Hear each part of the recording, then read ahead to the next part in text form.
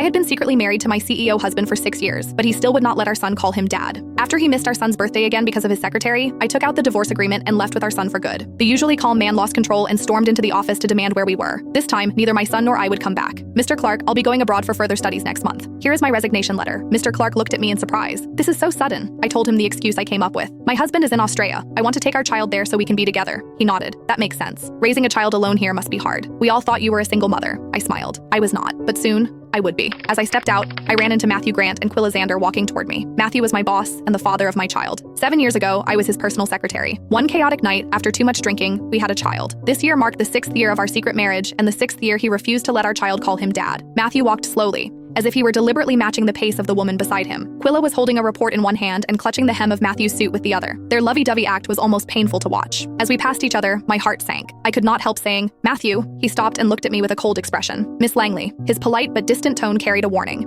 It was a reminder that this was the office. He was communicating that he was my boss and I was his employee. I understood what he meant and buried the feelings I had already been suppressing. "Mr. Grant." Matthew gave a small nod and kept walking, as if I were a stranger. I laughed bitterly at myself and swallowed the words about my resignation. He would not care anyway. My phone lit up. It was a message from my son on his smartwatch. "Mom, will Dad come home for my birthday?" I froze for a moment and instinctively looked back. I saw Matthew leaning down to speak gently to Quilla. Someone passed by and he instinctively shielded her. His eyes were full of tenderness. I suppressed the ache in my chest and texted Matthew. "Today is Tyler's birthday. Are you free tonight?" Across the hall, I saw him check his phone. Less than 3 seconds later, he put it down without a change in expression. As I looked at the unanswered message, I laughed bitterly at myself. I thought, "Whitney, get a grip. You should have known he would never love you. What were you even expecting?" I put my phone back in my pocket, took a deep breath, and walked away. I thought, "Matthew, soon you'll be free." After leaving the office, I went straight to Tyler's kindergarten to pick him up. As soon as he saw me, he said, "Mom, today's my birthday. Will Dad celebrate with me?" On the crowded street, my eyes filled with tears. "Your dad?" Before I could finish, my phone buzzed. Matthew had finally replied. "I'm free. I'll come home." A rush of joy hit me. I nodded eagerly. "Tyler, don't worry. Your dad will come home today." Tyler clapped and jumped into my arms, thrilled.